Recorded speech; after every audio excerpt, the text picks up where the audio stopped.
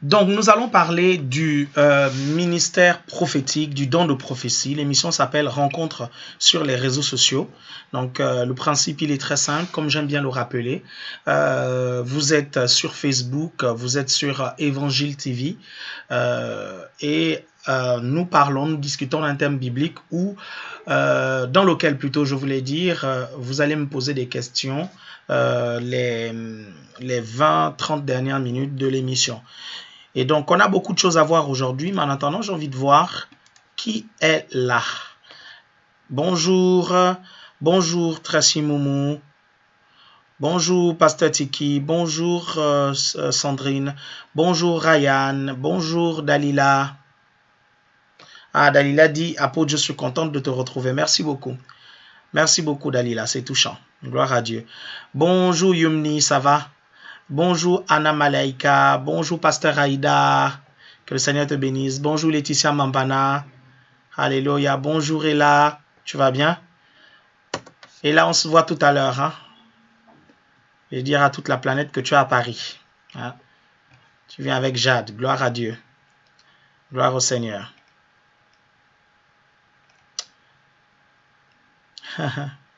Bonjour Kenzo David, que le Seigneur te bénisse. Bonjour Tracy Combo, que le Seigneur te bénisse, Tracy. Kenzo David, c'est vraiment ton nom. Kenzo David, c'est vraiment ton nom. Bonjour Juan Malombe, ça va? Bonjour Nino, bonjour Armel Izouré. Bonjour Ernest. Ils sont trop forts. Madame Mambana et son mari se connectent différemment. Gloire à Dieu. Ok. C'est bien, il est là. Gloire à Dieu. Ah ouais, Kenzo David. Et la photo là, c'est vraiment toi. Kenzo, c'est vraiment toi la photo. C'est vrai que je vois que tu es où? Tu es au Canada, Kenzo? Angèle, bonjour. Que le Seigneur te bénisse. Ça va bien? Ah ouais, tu es au Canada. C'est vrai que quand je vois le visage, ça c'est le visage d'un Canadien. Bonjour frère, ça va? Que le Seigneur te bénisse. Bonjour Fibienne. Bonjour JC Niadou. Ah, bonjour Apôtre, toujours motivé pour le Seigneur. Vraiment que Dieu vous bénisse. On est là. Amen. Oh, vraiment. On va faire comment encore? On est motivé pour lui, on l'aime. Gloire à Dieu. Nous avons goûté et nous avons vu que le Seigneur est bon. Ah là là. Gloire à Dieu. L'autre la chante souvent. Celui qui dit que Jésus n'est pas bon, il n'a qu'à goûter, voir. Ça, c'est Isney. Je vais bien, Angèle, par la grâce de Dieu. J'ai terminé un séminaire à Rennes sur la guérison. C'était super, c'était vraiment bien. On a appris beaucoup de choses et le Seigneur a guéri. On a eu beaucoup de guérisons instantanées. Gloire à Dieu. Le peuple de Rennes, toujours aussi assoiffé, toujours aussi dynamique. On a une superbe église à Rennes. Bonjour Irène, ça va? Jimmy Romain, comment ça va? Bonjour apôtre, enseigne-nous avec amour et bonne humeur comme tu as l'habitude de le faire. Eh bien mon frère, je me positionne, on va pouvoir le faire. Gloire à Dieu. Et Guéramawe, tu es là. Julien Guérard, comment ça va? Abel Racheté, bonjour apôtre, merci pour vos enseignements. Merci beaucoup Abel, que le Seigneur te bénisse. Sandrine Labantua, comment ça va la sista? Tu vas bien? Livio, il est là. Gloire au Seigneur. Vous êtes de plus en plus nombreux. Alléluia. On va parler du don de prophétie, du prophétique. Ça va être vraiment génial. Je vous assure. Vous allez être édifiés.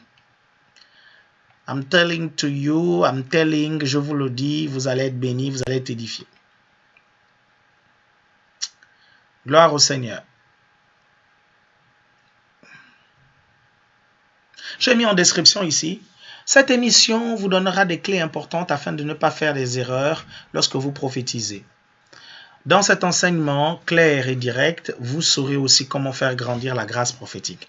Bonjour Romarika, comment ça va? Hector Deluvera. Romaric, je veux savoir, tu suis l'émission d'où? De la Côte d'Ivoire ou de la France? Parce que, est-ce que tu es rentré là? Parce que je sais qu'aux dernières nouvelles, tu étais en Côte d'Ivoire. Je n'ai même pas encore changé ma bannière. Je suis toujours à séminaire des réveils le 29 juillet. Oh là là, mon Dieu. Je suis encore dans les vapes. C'est pas possible ça. Eli Eriam Apeke Mbolo l'apôtre à vous depuis le Gabon. Ça va mon frère Eram? Que le Seigneur te bénisse. Sina Sodzi, tu es là. Gloire à Dieu.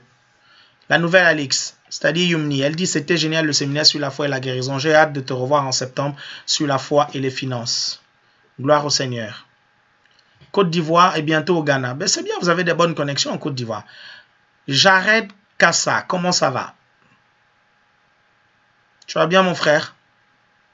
Que Dieu te bénisse, ok? Que Dieu te bénisse. Très bien, on va commencer l'étude. J'aimerais qu'on puisse... Jocelyne Marie, comment ça va? Bonjour Jocelyne, ça va?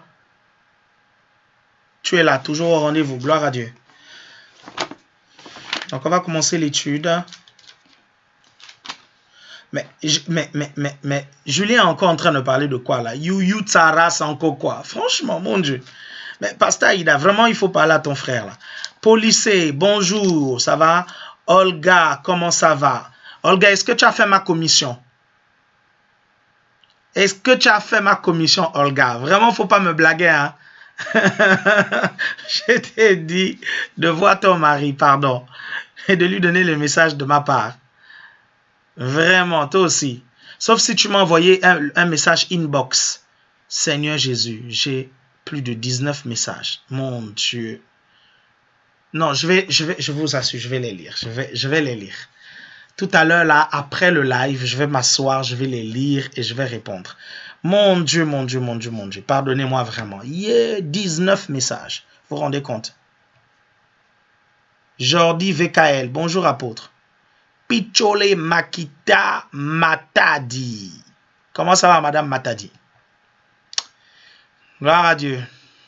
Bonjour, Sabrina. Ça va? Désolé, je vais le faire. Oui, un message inbox. Tu vois hein, que tu avais oublié. Hein?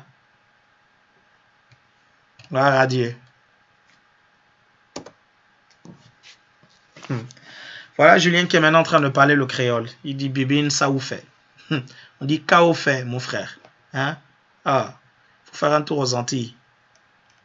Ok, bon, vous êtes déjà pas mal. On va commencer l'étude, ok? Gloire à Dieu. Vous prenez 1 Corinthiens chapitre 12, déjà 1 Corinthiens chapitre 14, parce qu'on parle du don de prophétie. On va lire dès le verset 12. De même, vous, puisque vous aspirez au don spirituel, que ce soit pour l'édification de l'Église, que vous cherchez à les avoir en abondance. Vous voyez le but pour l'édification du corps, ok? C'est pourquoi que celui qui parle en langue prie afin de pouvoir interpréter. Car si je prie en langue, mon esprit en prière, mais mon intelligence demeure stérile. Que faire donc? Je prierai par l'esprit, mais je prierai aussi avec l'intelligence. Je chanterai par l'esprit, mais je chanterai aussi avec l'intelligence. Autrement, si tu rends grâce par l'esprit, comment celui qui est assis parmi les simples auditeurs répondra-t-il Amen à ton action de grâce, puisqu'il ne sait pas ce que tu dis. Tu rends, il est vrai, d'excellentes actions de grâce, mais l'autre n'est pas édifié. Je rends grâce à Dieu de ce que je parle en langue plus que vous tous. Mais dans l'Église, je préfère dire 5 paroles avec mon intelligence, afin d'instruire les autres plutôt que 10 000 paroles en langue. Frères, ne soyez pas des enfants au point de vue du jugement, mais pour le mal, soyez des petits enfants, et pour le jugement, soyez des hommes faits, c'est-à-dire matures, ok? Il est écrit dans la foi, c'est des hommes... Je cherche le passage sur la prophétie. Ok. Si donc l'Église entière, verset 23, si donc l'Église entière se rassemble, que tous parlent en langue et qu'ils surviennent des simples auditeurs ou des non-croyants, ne diront-ils pas que vous êtes fous? Mais si tous prophétisent et qu'ils surviennent quelques non-croyants ou un simple auditeur, il est convaincu par tous, il est jugé par tous, les secrets de son cœur sont dévoilés. Alors tombant sur la face, il adorera Dieu et publiera que Dieu est réellement au milieu de vous. Que faire donc? Frères, lorsque vous vous assemblez, chacun a-t-il un cantique, une instruction, une révélation, une langue, une interprétation? Que tout se fasse pour l'édification. Si l'un parle en langue, tous au plus, 2 ou 3, et encore chacun à son tour, qu'il y en ait un aussi qui interprète. S'il n'y a pas d'interprète, qu'on se taise dans l'église, qu'on parle à soi-même et à Dieu, une partie très importante, hein, à soi-même et à Dieu. Verset 29. Pour les prophètes, que 2 ou 3 parlent et que les autres jugent. Un autre assistant a-t-il une révélation, que le premier se taise? Car vous pouvez tous prophétiser successivement, afin que tous soient instruits et que tous soient exhortés. Verset très important, le verset 32. Les esprits de prophètes sont soumis aux prophètes. Verset 32. Les esprits de prophètes sont soumis aux prophètes. Car Dieu n'est pas un Dieu de désordre, mais de paix, comme dans toutes les églises des saints, que les femmes se taisent dans les assemblées, car il ne leur est pas permis d'y parler, mais qu'elles soient soumises, comme le dit aussi la loi. Si elles veulent s'instruire sur quelques points, qu'elles interrogent leur mari. Ok, ce passage biblique parle d'un contexte culturel. Ok, donc ne commencez pas à vous poser des questions, à me dire, mais regarde, c'est écrit que les femmes ne doivent pas parler et tu donnes la parole aux femmes. Non, ça c'est dans un contexte culturel. Ok, que l'apôtre Paul l'a dit. Ok, on reprend rapidement. Verset 29, hein, 1 Corinthiens chapitre 14. Pour les prophètes, que 2 ou 3 parlent et que les autres jugent. Un autre assistant a-t-il une révélation, que le premier se taise, car vous pouvez tous prophétiser successivement afin que tous soient instruits et que tous soient exhortés. Ok, gloire à Dieu. On va faire des petits rappels un peu de ce qu'on a vu sur le don de prophétie. Bonjour Victoire, comment ça va? Bonjour Pasteur Grasse. Pripix Topix, c'est qui ça? Prispix Topix. Ah ok, c'est Priscille, il y a une nouvelle venue. Vos cours sont une bénédiction, soyez bénis. Amen, gloire à Dieu. Ça c'est... Oh là là, ça c'est un pseudo trop grave. Prispix Topix. Seigneur Dieu du ciel et la terre. Mais mes frères et sœurs, quand vous prenez les pseudos là, quand même, choisissez quand même, mon Dieu. Ça veut dire quoi, ma sœur? Prispix Topix, ça veut dire quoi? Prispix Topix. Explique-nous ça. En tout cas, ça a le mérite de mettre de la bonne humeur à cette émission. Gloire à Dieu. Ok, donc nous allons y aller. Je vais quand même vous rappeler ce qu'est le don de prophétie. La Bible dit que prophétiser signifie édifier, encourager et exhorter. Et nous avons vu la semaine dernière que le prophétique va opérer le don de prophétie dans cette dimension-là. Peut aller un peu plus loin, vous suivez, quelqu'un qui a un don de prophétie, quand la Bible dit « Je désire que vous tous vous prophétisiez », il s'agit de cette dimension-là, exhorter, encourager, consoler. Sans cela que certains vont parfois dire que quand quelqu'un prêche, il prophétise, ou quand il exhorte, il prophétise. Ça, c'est le premier niveau de la prophétie, ça c'est la première dimension. La deuxième dimension de la prophétie, c'est prédire l'avenir, réussir à dire ce qui va se passer. C'est là où, par exemple, le don de parole de connaissance va intervenir, parce que le don de parole de connaissance, c'est révéler les plans souverains de Dieu de façon surnaturelle, ou parfois donner des solutions à des problèmes bien précis de façon surnaturelle. Ok, donc c'est ça le don de prophétie. Maintenant, il y a 4 expressions, 1, 2, 3, 4 expressions que vous devez parfaitement maîtriser, comprendre. C'est les terminologies prophétiques que vous devez maîtriser. Il y a ce qu'on appelle la sensibilité prophétique. Il m'est arrivé des fois où j'ai prophétisé sur des gens et j'ai pointé du doigt, j'ai dit, l'Esprit de Dieu me montre que tu as une sensibilité prophétique. Ok? Ça ne veut pas dire forcément que tu as un ministère prophétique ou bien que tu as une onction prophétique. Ça veut dire que tu as un esprit qui est prédisposé à manifester les dons du Saint-Esprit, qui est prédisposé à vivre dans le prophétique. Généralement, ce sont des gens qui sont très sensibles spirituellement. Lorsqu'ils arrivent à un endroit, ils peuvent ressentir une oppression démoniaque ou ils peuvent ressentir facilement la présence de Dieu ou des anges. Est-ce que vous comprenez ça? Donc, généralement, on parle de sensibilité prophétique. On ne parle pas encore de la manifestation du don.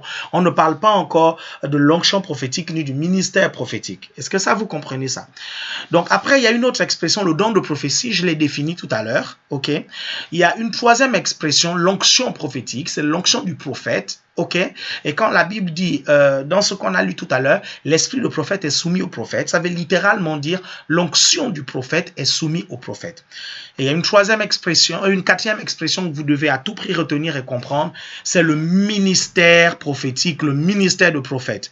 Et nous avons dit en fait la semaine dernière qu'il y a une différence entre le don de prophétie, l'onction prophétique et le ministère prophétique.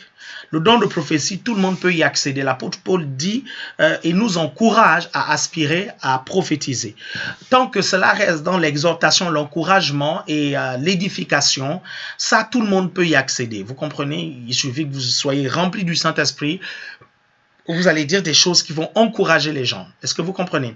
Maintenant, il y a ce qu'on appelle l'onction prophétique. L'onction prophétique, c'est cet environnement spirituel, cette atmosphère spirituelle qui favorise la manifestation et l'éclosion des dons de révélation ou des dons qui accompagnent le prophète.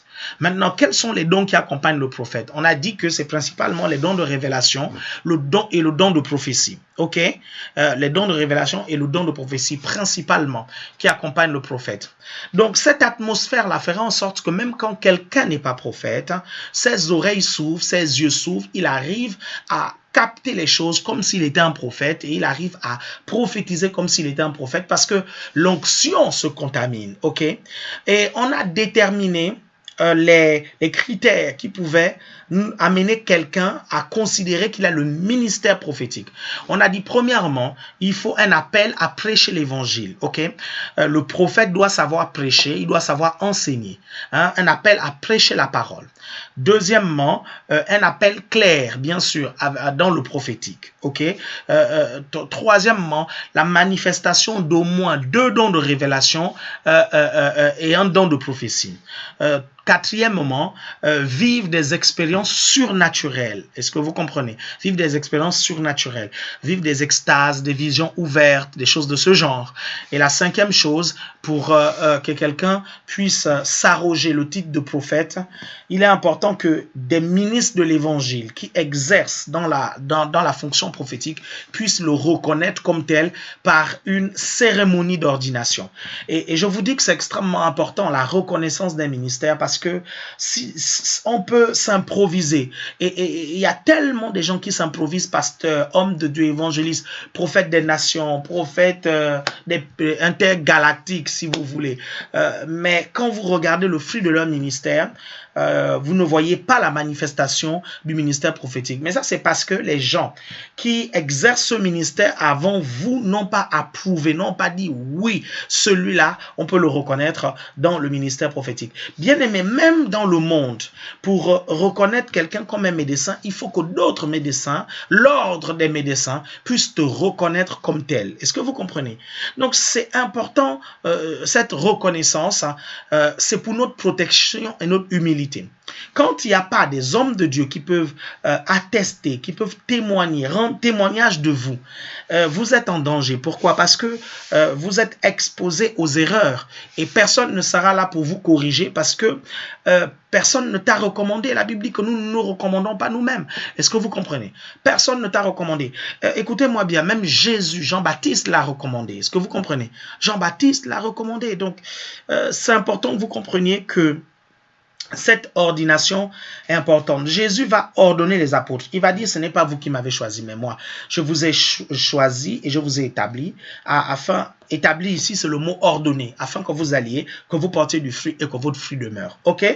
Donc, quand vous remplissez ces 5 critères, à partir de ce moment, vous pouvez porter le titre de prophète et vous pouvez déjà même changer vos cartes de visite. Mais avant cela, ce serait de l'arrogance de s'arroger un tel titre. C'est pas la peine de dire non, moi, Dieu m'a parlé, ce qui est important, c'est ce que Dieu dit de moi. Voyez-vous, c'est là où parfois nous faisons des graves erreurs.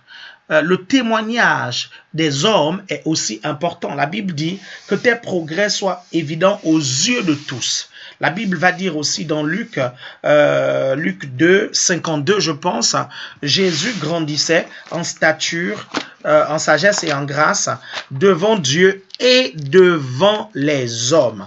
Il fallait aussi qu'il grandisse devant les hommes, que les hommes se rendent compte que vraiment, il y a une sagesse qui reposait. Et Jésus, voilà Luc 2, 52, et Jésus croissait en sagesse, en stature et en grâce devant Dieu et devant les hommes. Est-ce que vous comprenez? Donc ça, c'est très important. Ne négligez pas cet aspect-là parce que parfois, certains ne font pas gaffe de leur témoignage parce qu'ils se disent que non, ce qui est important, c'est ce que Dieu pense de moi. Oui, c'est vrai que le témoignage de Dieu est plus important que celui des hommes et du diable. Mais Dieu n'a jamais dit que le témoignage des hommes n'était pas important. Surtout vos pères spirituels, surtout des personnes qui sont chrétiennes avant vous et qui sont matures. Ok? Est-ce que vous comprenez ça? Ça, c'est extrêmement important, cette reconnaissance, pour que vous puissiez avancer. Déjà, même dans n'importe quel ministère, si on ne vous a pas reconnu comme étant pasteur, ne vous arrogez pas ce titre, ne vous établissez pas pasteur si on ne vous a pas ordonné. Ni évangéliste, ni docteur, ni tous les ministères là, si il n'y a pas des ministres de l'évangile qui l'ont reconnu. Pas qu'un seul ministre, il faut plusieurs. Vous savez, le jour où j'ai été ordonné, il y a eu plusieurs ministres de l'évangile qui étaient là. Il y avait près de 4, 5, 6 pasteurs en fonction qui étaient là et qui ont reconnu mon ministère pastoral. Est-ce que vous comprenez ça? Donc ça, c'est extrêmement important. Quand vous comprenez ça, on peut alors voir comment prophétiser concrètement. Vous savez, quand on parle d'école de prophète, c'est pour apprendre à quelqu'un comment prophétiser selon les Écritures et comment prophétiser dans la sagesse et dans la maturité. Dans l'Ancien Testament, il y avait des écoles de prophètes. S'il y avait des écoles de prophètes dans l'Ancien Testament, c'était pour apprendre à prophétiser. Certains diront que non, mais dans le Nouveau Testament, il n'y a plus les écoles des prophètes. Mais dans le Nouveau Testament, il y a des écoles bibliques. La Bible va nous parler de l'apôtre Paul qui va fonder effectivement des écoles bibliques. Il va retrouver des gens, il va s'arrêter dans une ville et il va enseigner les gens presque tous les jours pendant près de 2 ans. Mais dans cet enseignement-là, il y a la partie sur les dons spirituels et le ministère. Quand il va se mettre à enseigner sur le ministère prophétique, mais qu'est-ce qu'il va faire? Il va expliquer aux gens comment prophétiser. Il va communiquer la sagesse de Dieu concernant le ministère prophétique. Est-ce que vous suivez? Je ne comprends pas pourquoi certains sont scandalisés lorsqu'on parle d'école de prophètes. Pourquoi pourquoi accepter l'école pastorale, l'école des évangélistes, l'école doctorale et ne pas accepter l'école prophétique ni l'école apostolique? Bien aimé, mettre une école pour enseigner des prophètes ou enseigner les gens qui ont le don de prophétie ou le ministère prophétique, c'est tout simplement leur enseigner ce que la parole de Dieu dit au sujet du ministère prophétique, leur enseigner sur comment exercer le ministère prophétique dans la sagesse et la maturité. Parce que beaucoup font des erreurs, pas parce qu'ils veulent faire du mal au corps de Christ, mais parce qu'ils sont ignorants et ils n'ont jamais eu de mentor pour leur expliquer comment prophétiser. Est-ce que vous comprenez? Je vous disais il y a quelques semaines que cette émission Rencontre sur les réseaux sociaux est comme des sessions de mentorship en fait, que je fais à votre bénéfice pour que vous puissiez savoir comment faire les choses, pour que vous ne fassiez pas le désordre dans la maison de Dieu, pour que vous ne fassiez pas le désordre lorsque vous exercez les dons spirituels. Est-ce que vous comprenez ça? Donc quand je vous parle de comment prophétiser, quand je dis je vais vous apprendre à prophétiser, j'aimerais que vous compreniez bien tous les aspects de cet enseignement-là. Vous savez qu'on peut provoquer aussi des dons spirituels. En enseignant sur le prophétique, le don de prophétie peut se déclencher chez vous parce que je vous enseigne là-dessus. Oui, on peut provoquer les dons spirituels chez les gens. Moi, je l'ai expérimenté à plusieurs reprises. Au milieu des années 90, j'encadrais un groupe de jeunes et j'ai commencé à leur enseigner sur les dons spirituels. J'ai commencé à leur parler des expériences spirituelles dont la Bible parlait. J'ai parlé des extases, j'ai parlé des visions, j'ai parlé des visitations des anges, j'ai parlé des visitations de Jésus. Tout ça, c'est dans la Bible. Et quand je parlais de ça, je me suis rendu compte que plusieurs d'entre eux commençaient à vivre ces choses-là. Je me rappelle d'une expérience qu'on a vécue dans ce groupe de jeunes. Nous avions terminé la prière et ce jour-là, on avait vraiment prié longtemps. On est allé tellement loin dans le domaine de l'esprit que lorsqu'on a arrêté la prière, 2 des filles n'arrivaient plus à parler français. Lorsqu'elles parlaient, elles entendaient ce qu'elles disaient, elles se disaient qu'elles parlaient en français, mais nous, on ne comprenait rien de ce qu'elles disaient. Et il y avait une aussi qui était dans la même situation, mais qui comprenait ce que l'autre disait. Et donc, du coup, celle qui était dans la même situation parlait un tout petit peu le français, mais ça se mélangeait souvent avec une langue que nous ne comprenions pas. Et donc, elle servait d'interprète. jusqu'à ce que 1 heure plus tard, l'onction se soit étiolée, l'onction a diminué et cette sœur a pu parler français. Ça, c'est par exemple une des merveilleuses expériences qu'on a vécues dans ce groupe. Mais ça, c'est parce que j'ai enseigné sur ces expériences spirituelles, c'est que la Bible en pense. Et plus j'enseigne sur ces choses-là, plus je vois les gens dans notre église et dans notre ministère expérimenter cela. Donc, je prie que vraiment en enseignant sur le don de prophétie, le ministère prophétique, que ce don-là soit provoqué dans votre vie parce que c'est un très bon don. Lorsqu'on sait le canaliser, lorsqu'on sait l'utiliser, il peut vraiment bénir des centaines de gens, voire des milliers et des millions. Ok, gloire à Dieu. Comment prophétiser? Comment prophétiser? Vous êtes censé avoir suivi l'étude que j'ai faite sur comment entendre la voix de Dieu. Ok, il y a quelques semaines de cela, j'ai enseigné sur comment entendre la voix de Dieu. Vous vous rappelez? Et j'ai expliqué comment est-ce que Dieu parle à un homme. Comment est-ce que Dieu parle à quelqu'un. Donc, je ne vais pas revenir dessus. Donc, lorsque vous comprenez comment Dieu parle à quelqu'un, vous saurez automatiquement alors comment prophétiser. Parce que Dieu va utiliser les mêmes canaux pour vous parler. Mais avec le don de prophétie ou le ministère prophétique, ce sera même plus spectaculaire. J'ai remarqué que lorsque j'exerce le ministère prophétique, j'entends plus clairement et plus distinctement la voix de Dieu que lorsque je dois l'entendre pour ma vie personnelle. Je bénis le Seigneur parce que j'ai appris à discerner la voix de Dieu, gloire à Dieu. Qu'elle soit spectaculaire ou pas, je saurai la discerner. Merci Seigneur. Et je prie que ce soit le cas pour vous. Juste pour vous dire que avec le don de prophétie, avec le ministère prophétique et l'onction prophétique, l'onction est forte sur vous à un point où les choses sont tellement claires que vous arrivez à dire les choses hardiment. Ok? Vous comprenez ça? Salut Benjamin. Bonjour Rose Gaspard. Ça va dès lors des nations. Reine la star, bonjour. Vous êtes toujours avec moi? Ok. Comment prophétiser? Premièrement, la première clé, c'est connaître la parole de Dieu. Ça, c'est la première clé. Connaître la parole de Dieu. C'est pour ça qu'il faut être bien enseigné dans votre église et c'est pourquoi à l'ACER, on a un cycle d'enseignement très important que vous devez à tout prix faire. Le discipulat, l'affermissement, vous devez faire ça pour vous donner les bases afin d'aller loin. Parce que si vous ne connaissez pas la parole, vous pourrez libérer des prophéties qui sont complètement fausses. Une prophétie est fausse lorsque elle n'est pas en accord avec les Saintes Écritures. Est-ce que vous comprenez ça? Donc, en connaissant les Écritures, vous connaîtrez la pensée de Dieu, vous connaîtrez la volonté de Dieu, et je vous assure, vous ferez moins d'erreurs. Ça, c'est la première base. Connaître la parole de Dieu, étudier la parole de Dieu. Celui qui aspire au ministère prophétique doit aimer la parole de Dieu, doit aimer lire sa Bible. Si tu aspires au ministère prophétique, la parole de Dieu, lire la Bible doit être une passion pour toi. Pourquoi? Parce que la première prophétie que nous avons, c'est la Bible. La Bible est la première prophétie que Dieu nous donne. Dieu nous parle à travers sa parole. Donc, si votre prophétie n'est pas en accord avec la Bible, il y a un problème. C'est pour ça que vous devez maîtriser la parole de Dieu.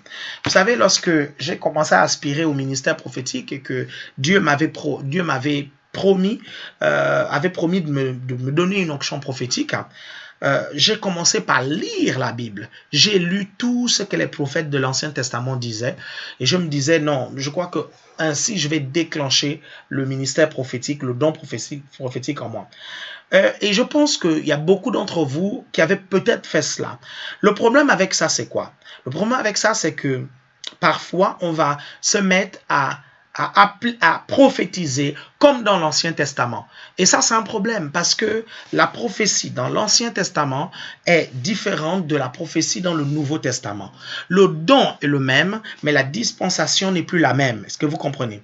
Dans l'Ancien Testament, le peuple d'Israël avait une alliance nationale avec Dieu. Donc, le prophète parlait à la nation comme si c'était une seule personne. Est-ce que vous comprenez? Alors que dans le Nouveau Testament, nous avons une relation individuelle avec Dieu. On ne peut plus dans le Nouveau Testament venir se pointer là et dire à l'Église, il y a le péché dans l'Église, donc Dieu va punir toute l'Église. Est-ce que vous comprenez? Ça, c'est ce que les prophètes de l'Ancien Testament disaient, parce que dans l'Ancien Testament, le peuple d'Israël avait une alliance, ce qu'on appelle une alliance nationale avec Dieu. Est-ce que vous comprenez? Dans le Nouveau Testament, ce n'est plus le cas. Est-ce que vous comprenez?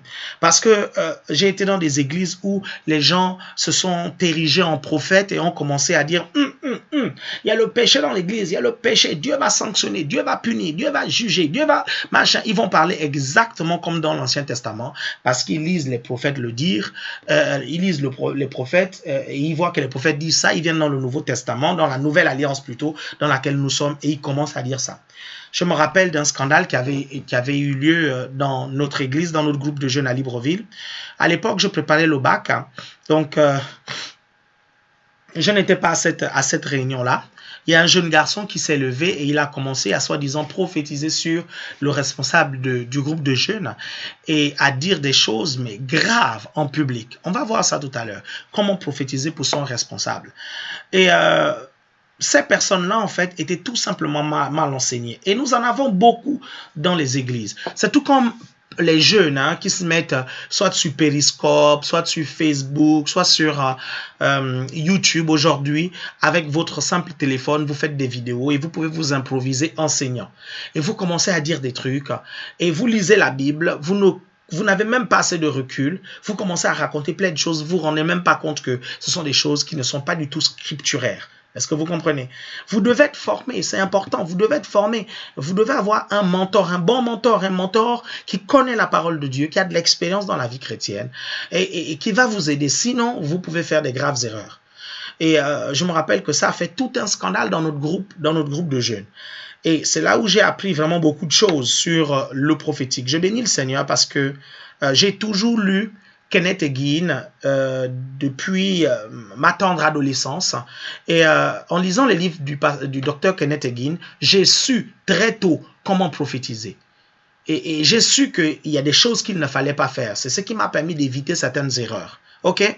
Donc, si vous connaissez la parole de Dieu, vous comprendrez beaucoup de choses. 50% du prophétique, vous comprendrez. Le reste, ça va être la pratique au fur et à mesure.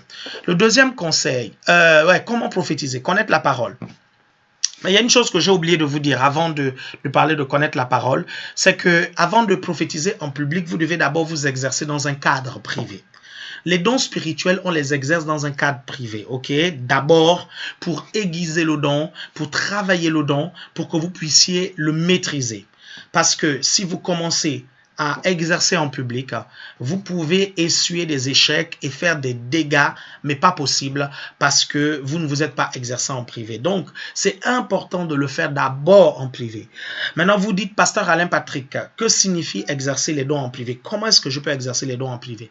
Mais one-one, c'est-à-dire avec tes amis, avec les frères et les sœurs, en petit comité, vous voyez, au plus 2 personnes. Est-ce que vous suivez ça? Ne vous exposez pas tout de suite parce que c'est important que le don puisse prendre de la maturité. Est-ce que vous suivez? Donc, après le cadre privé, vous exercerez en public, ok? Mais qu'à cela ne tienne, que ce soit en privé ou en public, vous devez connaître la parole de Dieu. Ça, c'est la première clé. La deuxième clé, être humble. Vous devez être humble quand vous exercez le don de prophétie ou le ministère prophétique. Pourquoi être humble? Parce que vous pouvez faire des erreurs. Et n'oubliez pas que par vos erreurs prophétiques, vous pouvez faire énormément de dégâts. Énormément. Un homme de Dieu est venu un jour, il a pointé du doigt à quelqu'un dans l'assemblée, une jeune fille, et il a carrément dit ceci. Il dit, tu vas repartir dans le monde, tu coucheras avec plusieurs hommes et tu attraperas le sida. Et après, tu vas mourir, tu vas aller en enfer. Comme ça. Il le dit comme ça. Heureusement, ce jour, quand l'homme de Dieu pointe du doigt à la sœur, il y avait le frère de la sœur qui était là. Et cette parole-là, sans le savoir, l'homme de Dieu a libéré une malédiction sur la sœur. Parce qu'après, qu'est-ce qui s'est passé? La sœur est effectivement repartie dans le monde. La sœur a commencé à coucher avec plein d'hommes et le frère de la sœur, qui était là le jour de la prophétie, s'est rendu compte que ce que cet homme de Dieu l'avait dit commençait à s'accomplir. Pas parce que c'était Dieu qui avait parlé, connaissant les Écritures. Ce frère-là a commencé à prier pour sa sœur. Il a dit non, je peux renverser ce qu'il a dit. Je ne pense pas que c'était une prophétie. Je crois que c'était une malédiction qu'il a libérée. Je ne pense pas que cet homme de Dieu a été sage quand il a dit ça. Il n'a pas été sage, il a libéré ça et du coup, des esprits mauvais ont commencé à attaquer ma sœur. Il s'est mis à prier pour sa sœur. Sérieusement, il est rentré dans un temps intensif de prière et sa sœur est revenue dans le Seigneur et il a compris que des hommes de Dieu pouvaient faire énormément de dégâts en voulant exercer des dons prophétiques soi-disant. Est-ce que vous voyez un peu comment quelqu'un peut faire des dégâts? Vous savez, je disais un jour à une amie prophétesse, je lui disais, tu sais, femme de Dieu, nous les prophètes, nous qui avons une onction prophétique, on est tellement préoccupés par l'accomplissement de notre prophétie et par le fait d'être reconnu comme un prophète que nous ne nous préoccupons pas des conséquences que peuvent avoir notre prophétie. Elle a dit, waouh, mais c'est vrai ça. Qu'est-ce que j'entends par là? Par exemple, Dieu va nous montrer que quelqu'un a un accident de circulation. On pointe du doigt la personne, on dit on voit un accident de circulation. Tu vas faire un accident de circulation. Et c'est là qu'on commence à dire non, tu vas faire un accident de circulation, voilà, il y aura ceci, cela qui va se passer.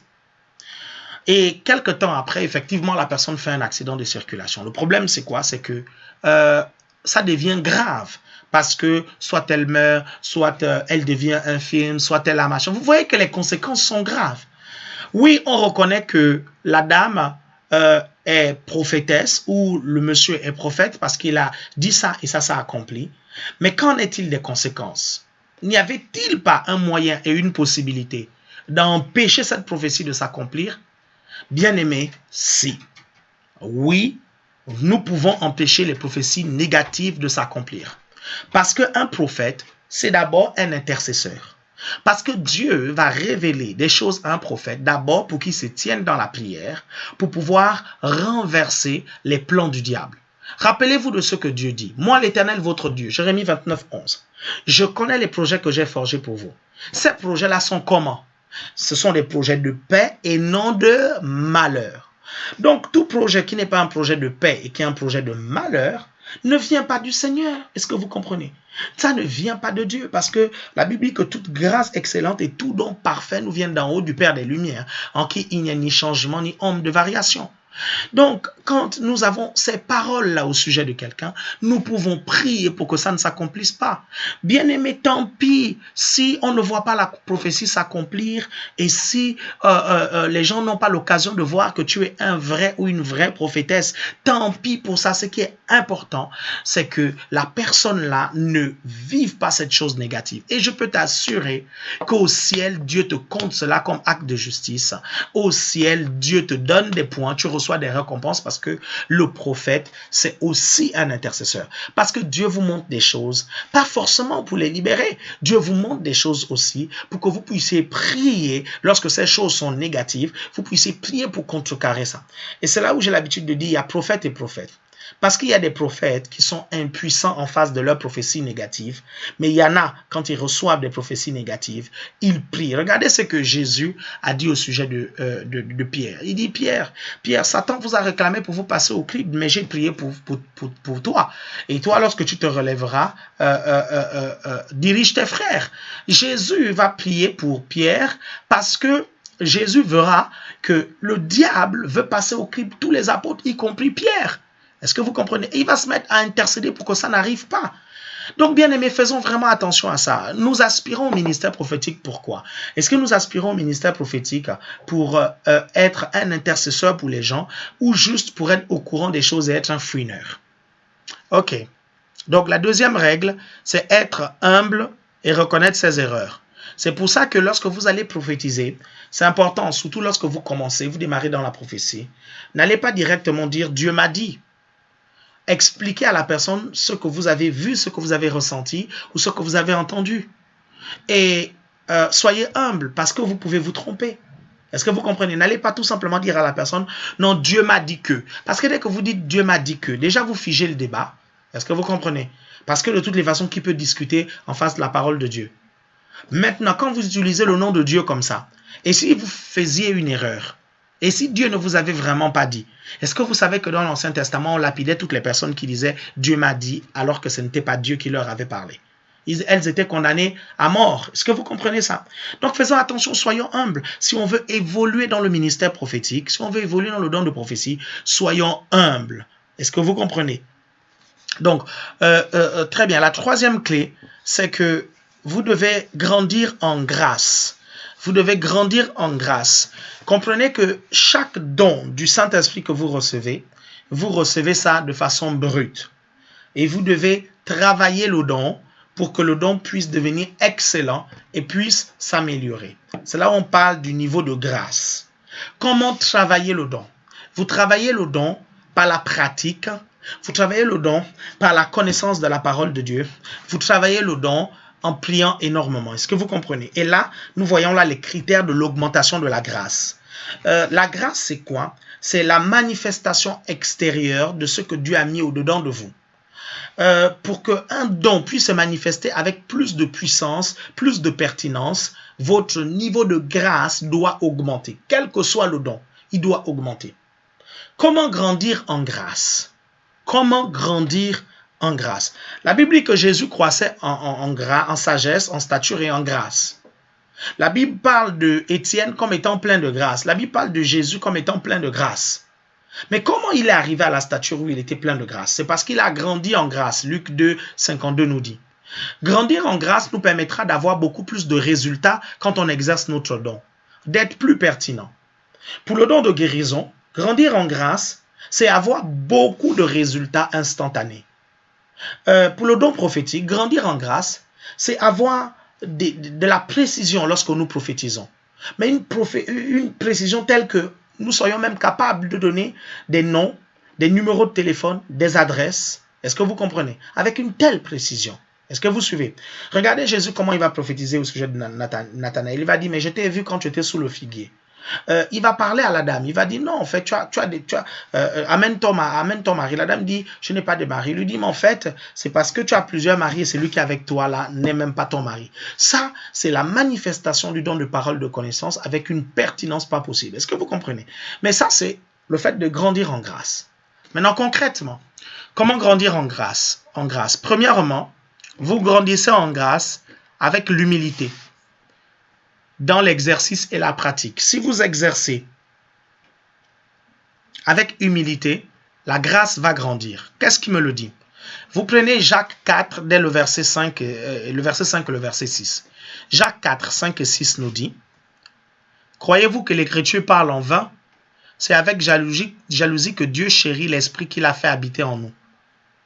Il accorde au contraire une grâce plus excellente.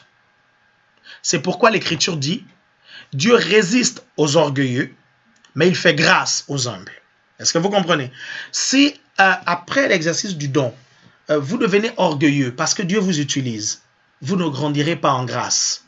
Mais si plus Dieu vous utilise, plus vous devenez humble, plus vous êtes enseignable, plus vous écoutez vos leaders, plus vous acceptez les remarques, est-ce que vous comprenez? Plus vous acceptez avec humilité la persécution, vous verrez le niveau de grâce va augmenter.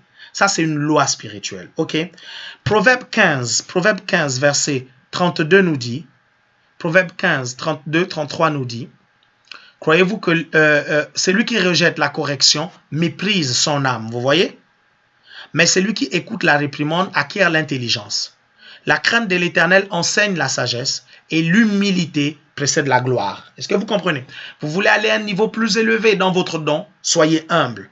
Soyez davantage humble. Vous savez, pas cette fausse humilité, vous comprenez, qui consiste à dire des trucs qui ne sont pas vrais à votre sujet. Vous suivez? Qui consiste à dire, je ne suis rien, Dieu seul est quelque chose. Ça, c'est une fausse humilité. Ça, c'est une fausse humilité. Ne dites jamais que vous n'êtes rien du tout. Parce que ce n'est pas ce que la Bible dit à votre sujet. La Bible ne dit pas que vous n'êtes rien du tout. C'est pas ce que la Bible dit. La Bible dit vous êtes roi et sacrificateur. Vous comprenez? La Bible dit vous êtes une race élue. Vous comprenez? Un sacerdoce royal. La Bible ne dit pas que vous êtes rien du tout. Vous comprenez? Vous suivez ça? Par contre, sans Jésus, est-ce que vous comprenez? Parce qu'avec Jésus, vous avez votre identité. Est-ce que vous arrivez à comprendre ça? Donc, prononcer la parole de Dieu, affirmer la parole de Dieu, c'est ça l'humilité. Ce n'est pas dire des choses qui sont complètement stupides. Est-ce que vous comprenez ça? Et en faisant croire aux gens que vous êtes humble. Ça, c'est la fausse humilité. Est-ce que vous comprenez? L'humilité, c'est savoir reconnaître aussi ses erreurs. Tu as fait une erreur, je suis désolé. On te démontre que c'est une erreur. Tes responsables spirituels te parlent. Ils te disent que c'est une erreur. C'est pas la peine de t'entêter et de dire non, je sais que ce que j'ai reçu, c'est de Dieu. Je sais que.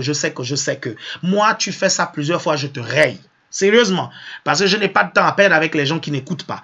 Il y a tellement de gens à l'église qui veulent grandir, qui veulent évoluer, qui veulent écouter. Et donc, moi, je veux passer du temps à conseiller ces personnes-là. Si toi, tu crois déjà que tu connais tout et que je ne peux rien t'enseigner, mais c'est pas la peine, quoi. Je mets une croix sur toi, quoi.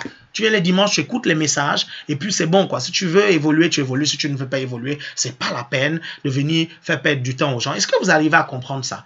Parce que, vous savez, vous ne comprenez pas parfois le ministère pastoral. Vous comprenez parfois pas comment vos responsables vous coachent.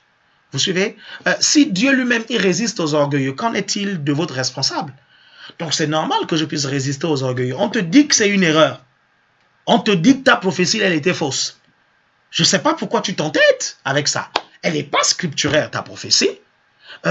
C'est pas vrai ce que tu es en train de raconter. Tu as halluciné. Mais sois humble, dis ok, j'ai mal écouté. Et puis c'est bon, avance quoi. Et Dieu va te faire grâce. Est-ce que vous arrivez à me comprendre? Je le dis par expérience. Il y a trop de chrétiens qui s'amusent avec ces choses-là et ils n'avancent pas. Vous prenez Proverbe 16, verset 17. Dès le 17 et 18, plus 19 aussi. 17, 18, 19. Proverbe 16. Le chemin des hommes droits, c'est d'éviter le mal. Celui qui garde son âme veille sur sa voie. L'arrogance précède la ruine. Hein? Vous voyez les arrogants là. Moi, je sais que Dieu me parle. Je sais que Dieu me parle. Oui, ok, il n'y a pas de problème. Mais il y a quelqu'un avant toi, là, Dieu lui parlait déjà avant toi.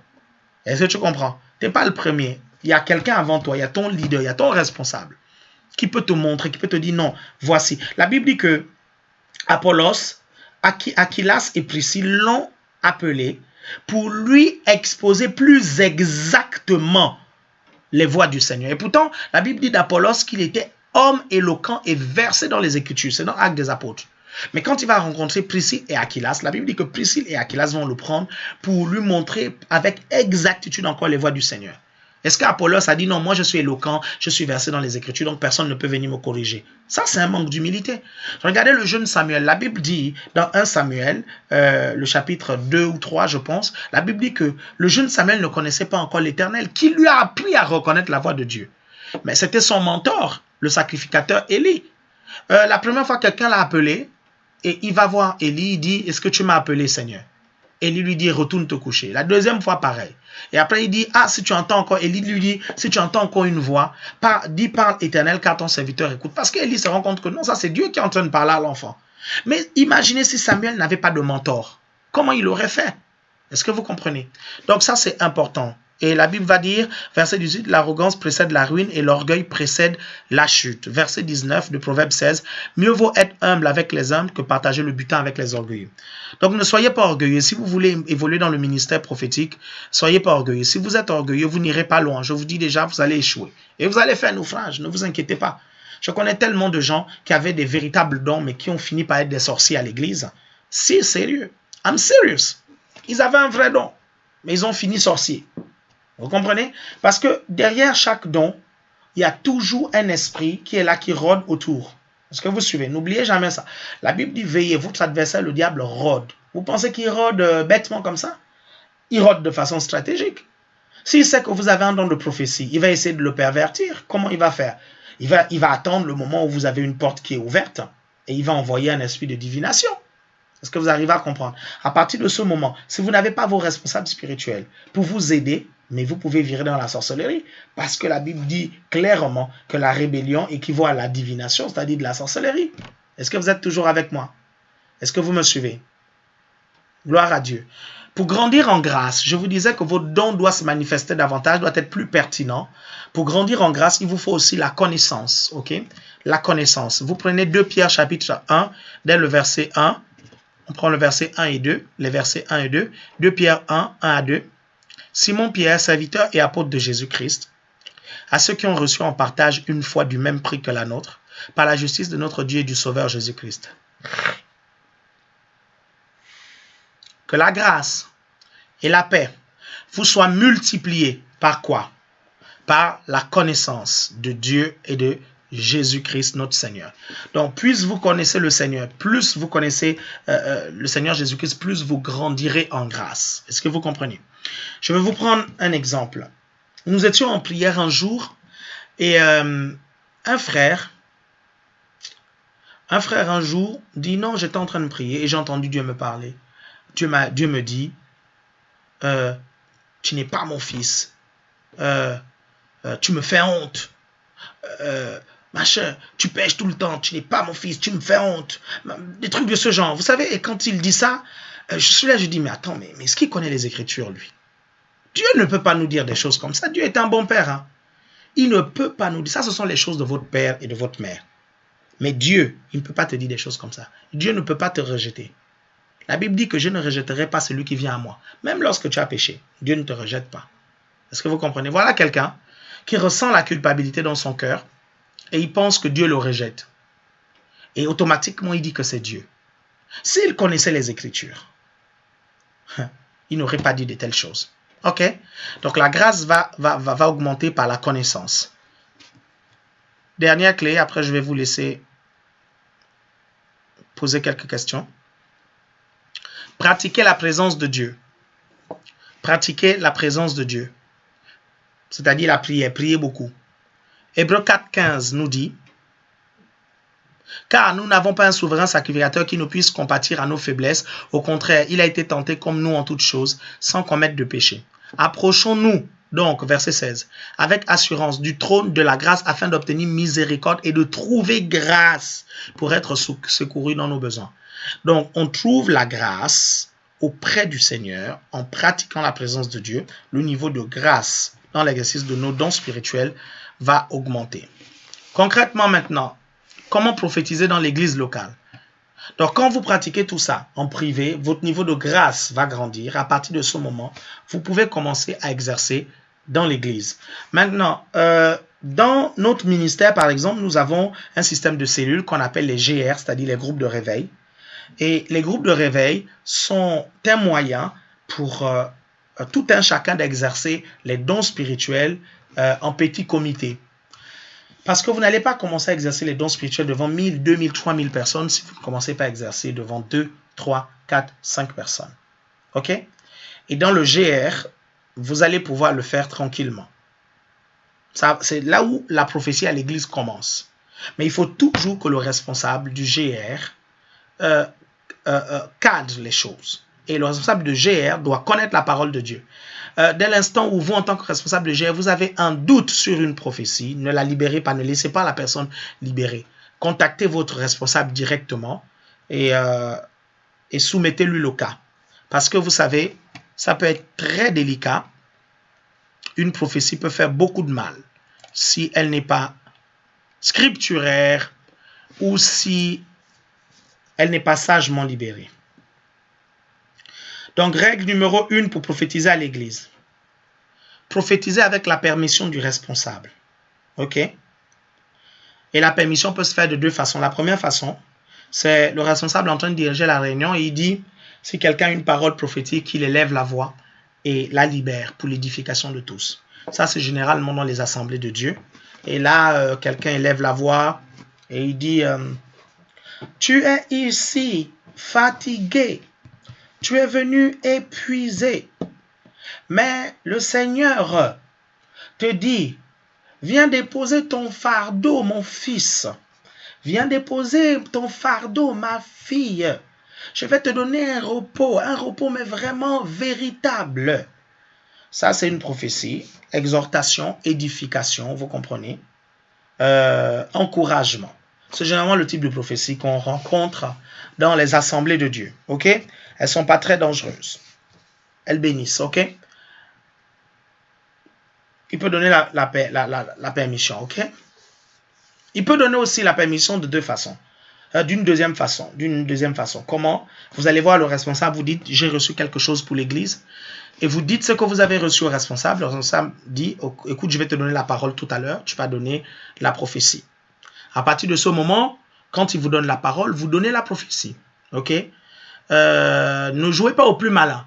C'est-à-dire que vous lui dites en partie la prophétie et arrivé sur place, vous rajoutez des choses alors que au départ, vous ne vous êtes pas entendu là-dessus. Parce que vous devez comprendre que le responsable est responsable de la réunion et de l'atmosphère spirituelle de la réunion dans laquelle vous êtes. Il est responsable devant Dieu, il est responsable devant le responsable supérieur. Donc, quand vous lui parlez de la prophétie, parlez-lui entièrement de la prophétie, ce que vous suivez, et prenez la parole lorsqu'il vous la donne. Règle numéro 2 pour prophétiser à l'église. Les prophéties très personnelles se donnent en privé. On ne donne pas ça en public. Ok? Les prophéties très personnelles se donnent en privé. Ça ne se donne pas en public. Je prends un exemple. Il y a un couple qui est là et ils se sont disputés et le mari a giflé la femme. Et vous recevez ça. Vous n'allez pas, vous publiquement pointer du doigt au mari et dire, écoute, lève-toi, la femme, lève-toi. Le Seigneur me montre que tu as tapé ta femme le matin. Ça, c'est tellement privé. Et il peut vraiment, sérieusement être gêné à un point où il va se fermer et ne plus venir à l'église. Parce que à chaque fois que Dieu vous montre que quelqu'un a péché, le but de Dieu, c'est de rétablir la connexion, la communion avec lui. Si vous libérez mal la prophétie, vous pourrez faire l'effet inverse. Donc, les prophéties très personnelles doivent toujours se donner en privé. Ne vous pointez pas devant les gens pour dire « toi, lève-toi ». Le Seigneur me montre que vous vivez dans la masturbation. Ne faites pas ça. Est-ce que vous comprenez? Ne faites surtout pas ça. Vous allez les refermer davantage et vous risquez de faire l'effet contraire. Est-ce que vous suivez? Est-ce que vous comprenez? Un jour, un frère à une réunion a pointé du doigt à une sœur. Il a dit, sœur, le Seigneur me montre que tu vis dans la masturbation.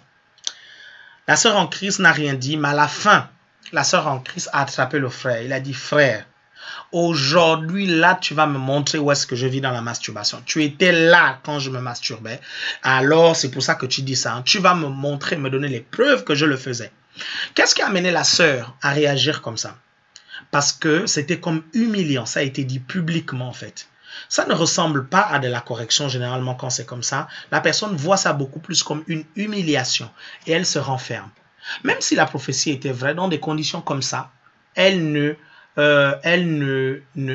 n'acceptera jamais.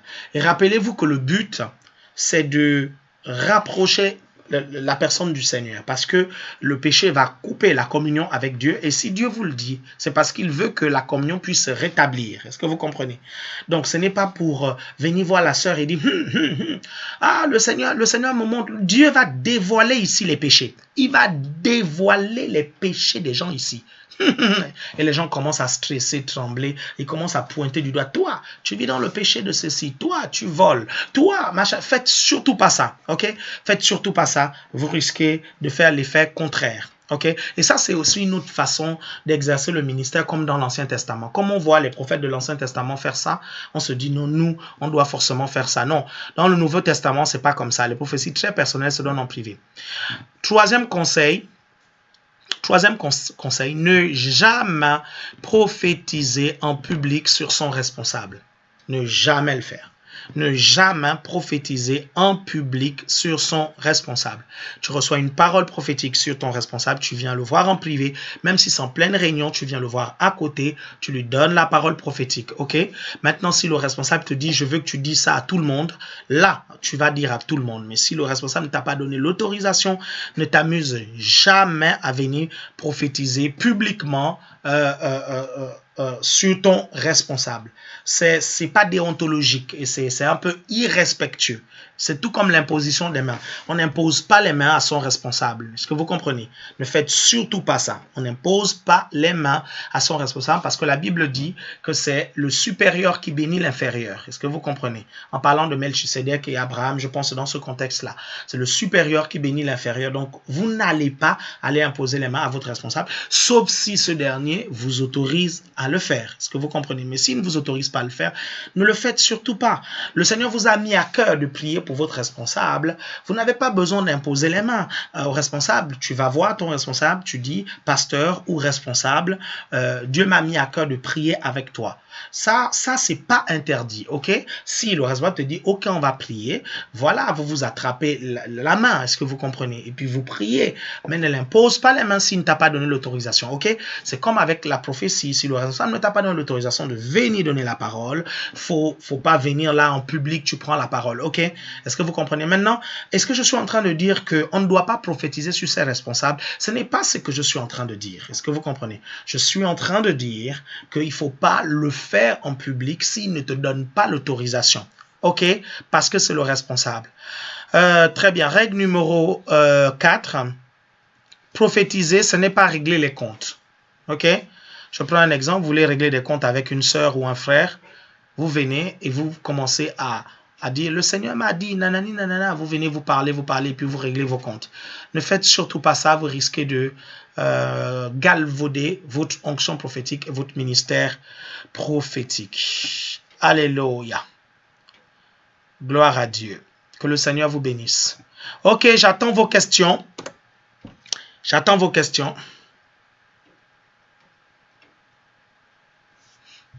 Glory be to God.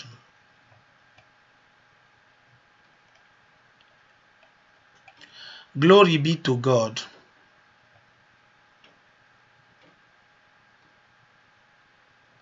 Ok, comment reconnaître notre mentor? Où peut-on choisir notre mentor? Est-ce que nos pasteurs peuvent-ils être définis comme notre mentor?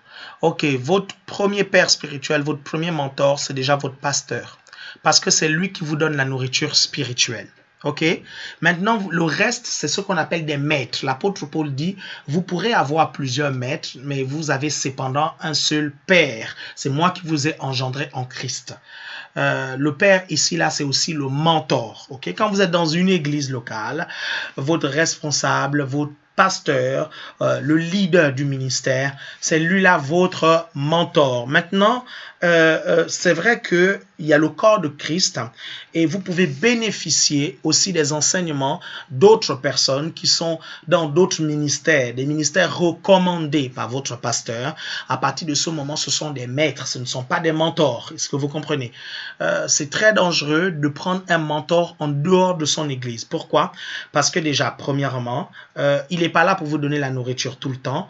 Deuxièmement, il ne connaît pas le contexte de votre vie chrétienne. Donc, très souvent, les conseils qu'il va vous donner peuvent être complètement à côté de la plaque. C'est l'une des raisons pour laquelle certaines personnes, lorsqu'elles ont un problème à l'église, elles vont demander conseil à leur pasteur. Le pasteur donne un conseil contraire à ce qu'ils attendaient. Ils vont aller voir un autre pasteur. Et quand le pasteur la donne le conseil contraire au pasteur, là, il va préférer suivre ça. Ne faites surtout pas ça. Faites surtout pas ça, c'est pas bon. Du coup, lorsqu'on reçoit une prophétie négative, faut-il la donner ou pas, ou juste intercéder pour qu'elle n'arrive pas, comme l'exemple de l'accident de voiture? Quand on reçoit une prophétie négative, on doit d'abord prier. Ça, c'est d'abord notre rôle avant de la donner, ok? Faites attention parce que vous savez, lorsque vous sortez une prophétie, vous pouvez appeler à l'existence des choses qui n'existent pas. Est-ce que vous comprenez? Donc, c'est pour ça que vous devez prier d'abord pour renverser les choses. Quand vous allez voir la personne, vous lui dites, écoute, j'ai vu ça sur toi, mais j'ai prié pour toi. En le faisant, vous réveillez la foi dans le cœur de la personne quant à la protection de Dieu et quant à la bonté de Dieu par rapport à cette prophétie. Est-ce clair? Ok. Parce qu'un jour, j'étais à l'assemblée et je souffrais de solitude. Donc, ce jour-là, j'ai reçu des paroles basées sur un texte biblique qui m'ont guéri. Et à la fin, j'étais convaincu que c'était le don de prophétie qui opérait. Mais je n'ai pas dit ainsi par l'Éternel. Est-ce vraiment une prophétie?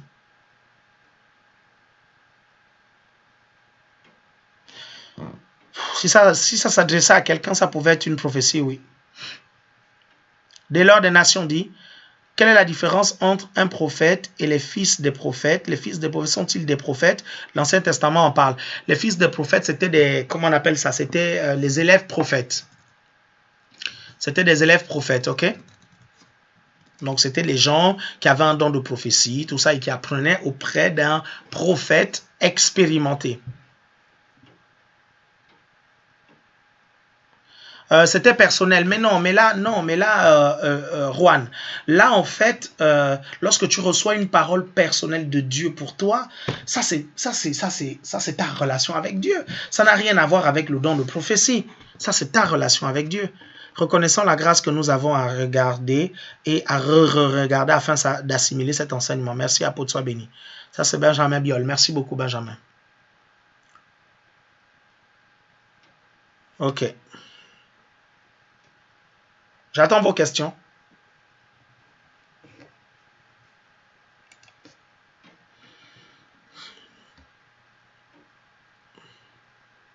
I'm waiting for your questions.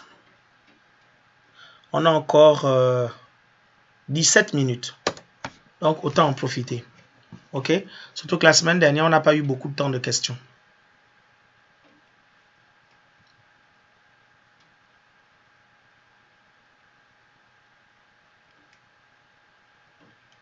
Gloire à Dieu.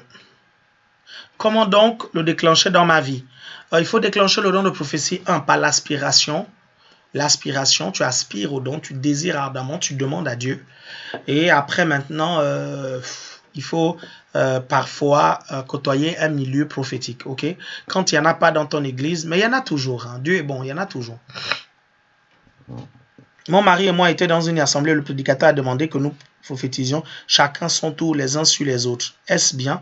Ça, c'est quand il y a une atmosphère prophétique et que le prédicateur sait que à ce moment-là, les dons peuvent se déclencher en fait. Donc maintenant, à ce moment-là, quand on vous dit de le faire, si le don s'est déclenché, vous le faites.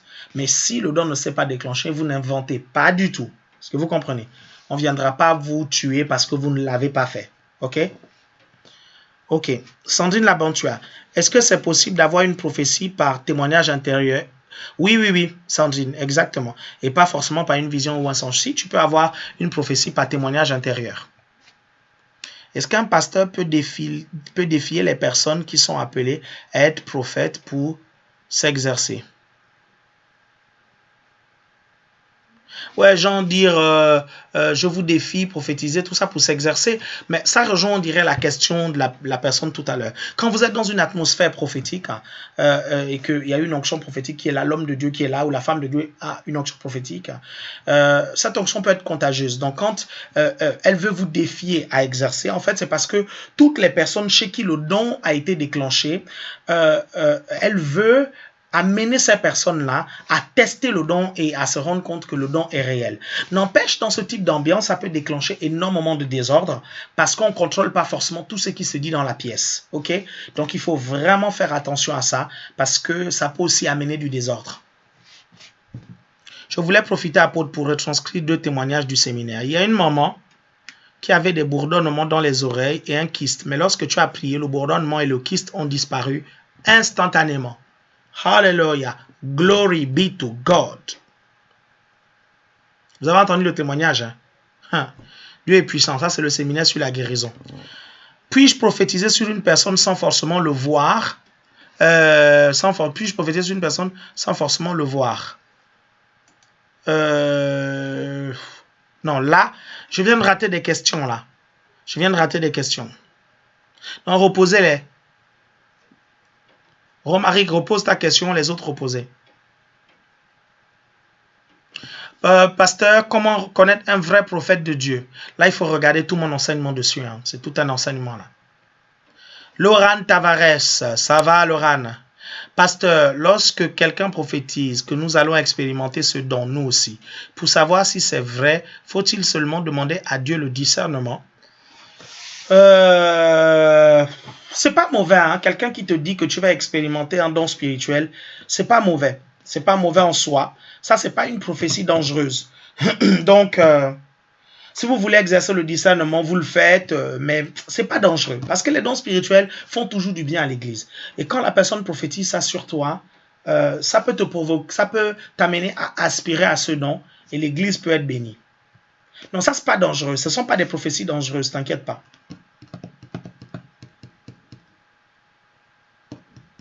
Posez vos questions.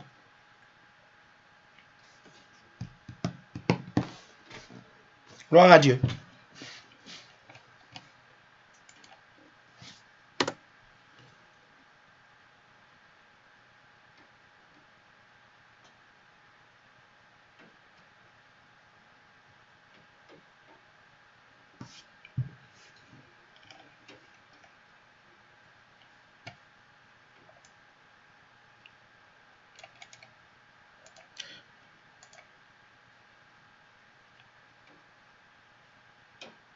Ok, une prophétie. Quelqu'un te dit quitte ton église pour aller dans une autre parce que Dieu n'est pas dans ton église. Est-ce de Dieu? Déjà, premièrement, il faut déjà savoir si ton église est de Dieu. Est-ce que c'est possible de prophétiser sur une personne sans le lui dire? Oui, c'est possible. C'est possible. Par exemple, quand vous prophétisez sur vos parents qui ne sont pas chrétiens, est-ce que vous suivez? Vous déclarez des choses sur eux, en fait. Est-ce que vous suivez? C'est possible.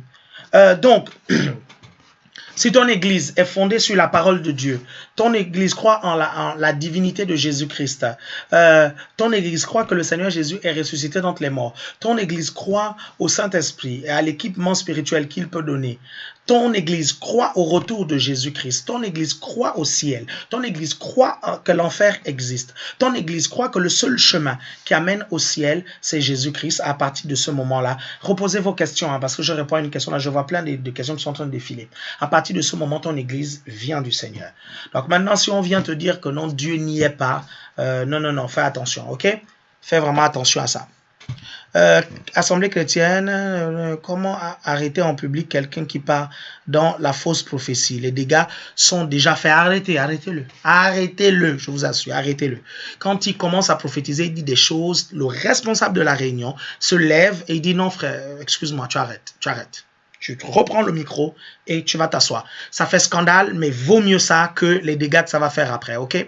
Et après, tu recadres. Tu dis, le frère a dit ça, c'est pas biblique du tout. C'est pas biblique. Voilà. Je vais m'entretenir tout à l'heure à la fin avec le frère et on va arranger ça. Voilà, c'est tout, point final. Maintenant, ça fait un petit scandale, mais vaut mieux plutôt que de laisser la personne prophétiser. Quelqu'un peut-il être appelé à prophétiser que sur un sujet précis? Oui, ça peut arriver.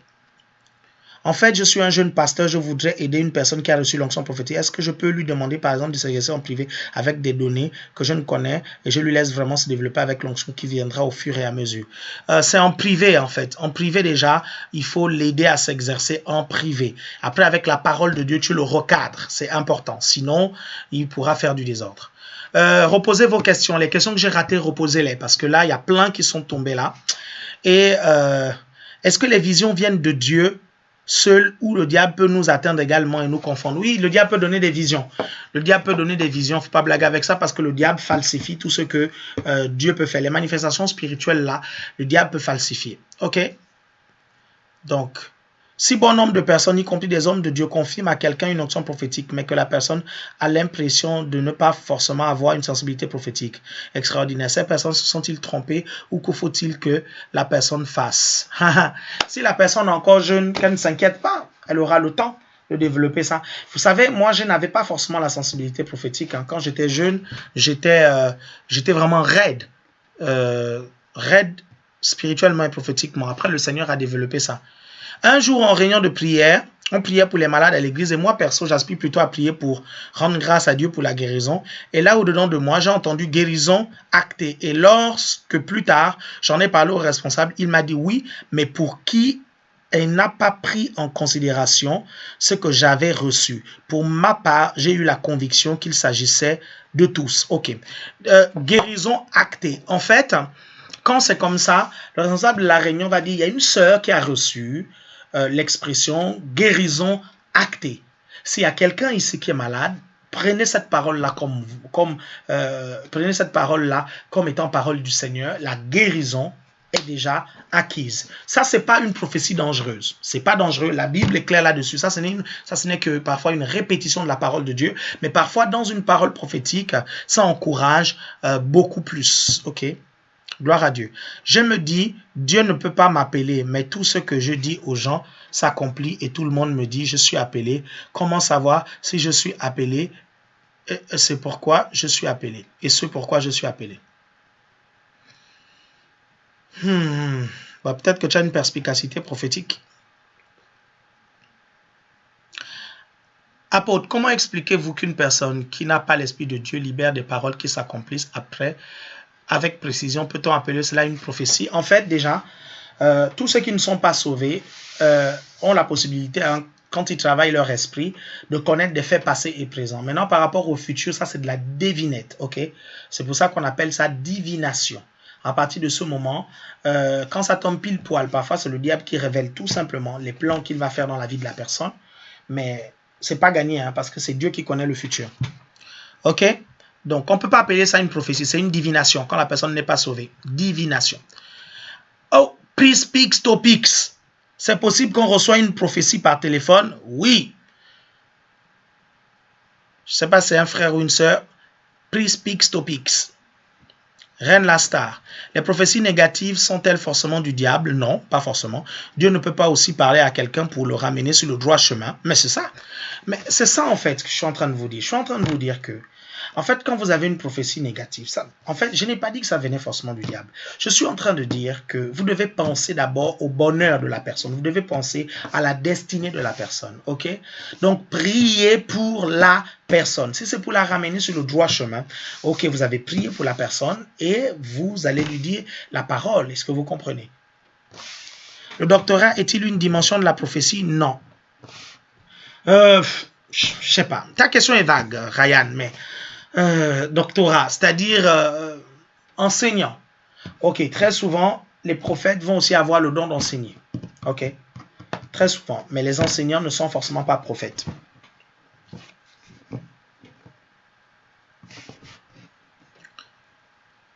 Clémy Nounout, posez vos questions.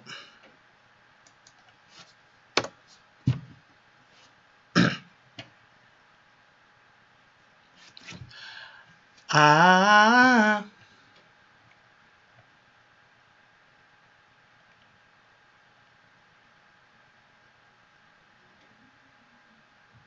À partir de quand une prophétie est considérée comme dangereuse? Quand elle n'est pas en accord avec les Écritures, quand elle donne une direction dans le futur. Est-ce que vous comprenez? Quand elle donne une direction dans le futur, à partir de ce moment, vous devez discerner. Parce que tout ce que vous construisez sur quelque chose de faux va s'écrouler. OK?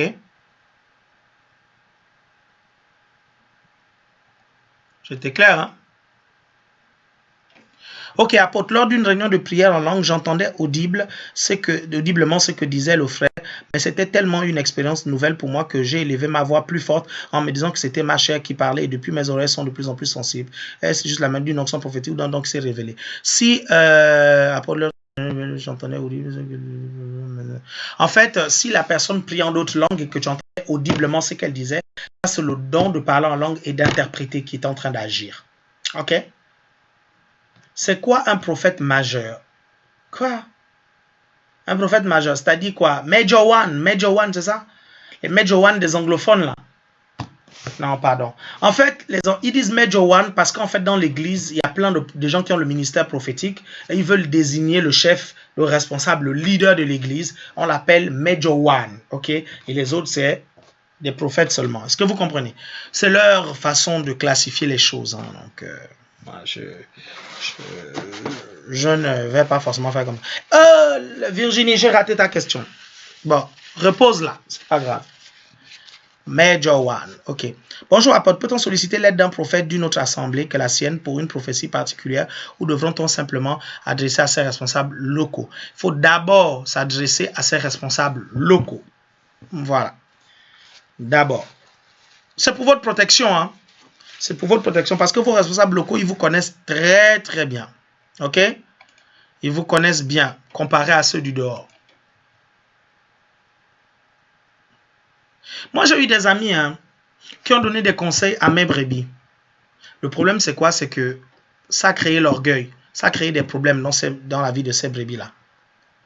J'ai reçu plusieurs prophéties de différentes personnes sur un même sujet, mais 17 ans après, toujours rien. Dois-je encore y croire? Ah, je ne sais pas, hein, c'est pas moi qui ai libéré les prophéties là. Je ne sais pas donc si c'est de Dieu ou si ce n'est pas de Dieu. Est-ce qu'un prophète peut-il être timide, avoir une honte de parler? Mais bien sûr. La Bible nous dit que Jérémie avait honte, mais Moïse, lui aussi, il avait honte. Non, ça arrive. Ça peut arriver.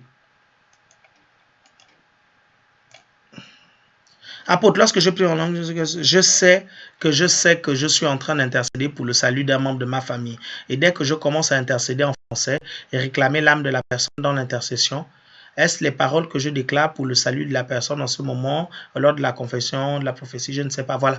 À partir de ce moment-là, en fait, ta confession devient prophétique. Ça peut arriver. Ta confession peut devenir prophétique.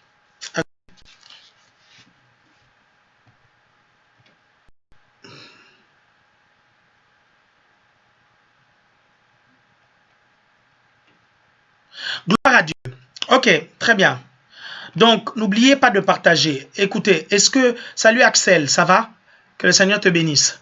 Est-ce que vous avez déjà partagé ce direct? Partagez. Il faut le partager, ok? Elira m'a péqué. Ah, il rigole. Apôtre, carrément. C'est pas moi, oh.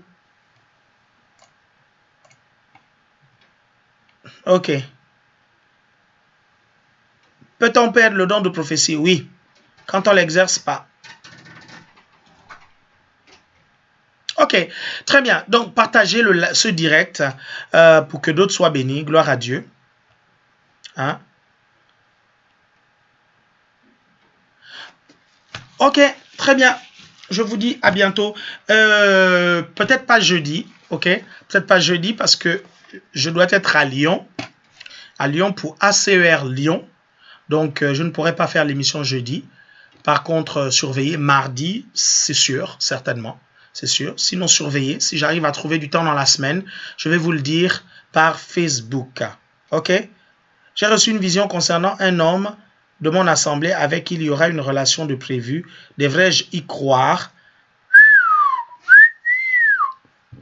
Ça, les prophéties comme ça peut être compliqué. Note seulement, ok? Note seulement la prophétie. À quand l'école des prophètes à l'ACER? Bientôt. Merci pour cet enseignement. Demeure béni. Bonjour, Pasteur Bertrand, que le Seigneur te bénisse. Bonjour, Michel. Ok, ben écoutez, je vous souhaite de passer une très très bonne journée dans la présence merveilleuse de Dieu. Si vous êtes à ACER Paris, on vous attend à Paris. Si vous êtes à ACER, on vous attend à rue des Veillettes. Si vous êtes à ACER Brest, on vous attend à la rue Kronstadt. Si vous êtes à ACER Lyon, on vous attend à Vaux-en-Velin. Vaux-en-Velin. Très bien, à Lyon. Que le Seigneur vous bénisse. Je vous souhaite de passer une agréable journée dans la présence du Seigneur, tout en restant connecté sur Évangile.